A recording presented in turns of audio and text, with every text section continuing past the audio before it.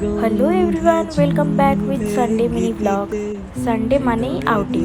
তো আমাদের প্ল্যান হয়েছিল আমরা যাব দুধিয়াতে, তো সেইভাবেই আমরা বেরিয়ে পড়ি।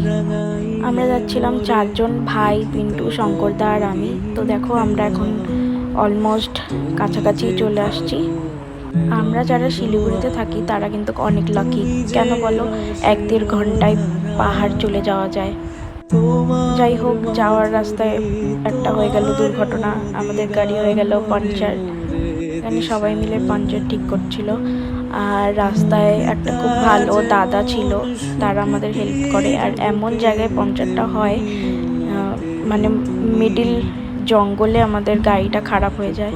দেন সবাই মিলে ঠিক করে দেন আমরা আবার বেরিয়ে পড়লাম পিকনিক স্পটের উদ্দেশ্যে।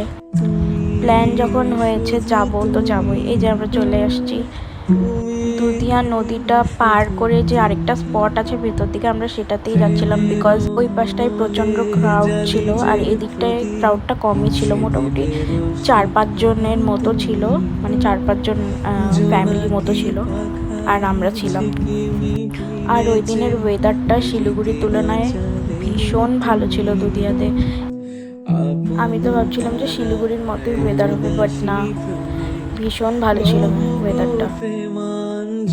আমি সব কিছু রেডি করে দিচ্ছিলাম, আর এদিকে অলমোস্ট চিকেন রেডি হয়ে গেছিলো আমাদের। তুমি যদি বেশি দূরে গিয়ে পিকনিক না করতে চাও, দুধিয়া জায়গাটা কিন্তু বেস্ট পিকনিক করার জন্য অ্যান্ড চিল করার জন্য, ফ্রেন্ডস অ্যান্ড ফ্যামিলির সাথে। আমার বরাবরই ভীষণ ভালো লাগে এই প্লেসটা, কেন জানি না, যতবারই যাই না কেন, প্রচুর বার গিয়েছি, তাও ভালো লাগে। মানুষ বলে ডাউকি নাকি ক্লিনেস্ট রিভার, আর আমাদের এদিকে দুধিয়া দেখো কত সুন্দর। আমি তো সবাইকে সাজেস্ট করব, যারা যাওনি বা এমনি গিয়েছো পিকনিক করতে যেতে চাও, অবশ্যই কিন্তু এই জায়গাটায় যেতে পারো, ভীষণ ভালো। আমার লাইফের এই সুন্দর মুহূর্তগুলো আমার শেয়ার করতে ভীষণ ভালো লাগে সবাই। আমরা অলমোস্ট 4টা নাগাদ লাঞ্চ কমপ্লিট করে দেন আমরা একটু স্নান করতে নেমে পড়লাম সবাই মিলে। গাইজ, অনেক ভাট বকে নিয়েছি, আজকে আর বেশি ভাট বকবো না। আমার ব্লগগুলো কেমন লাগে অবশ্যই কমেন্টে জানাতে ভুলো না।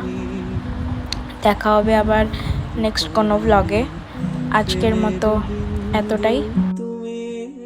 If you enjoy my video, please do like, comment, share and subscribe please. Thank you. Tata, bye bye. Thanks for watching.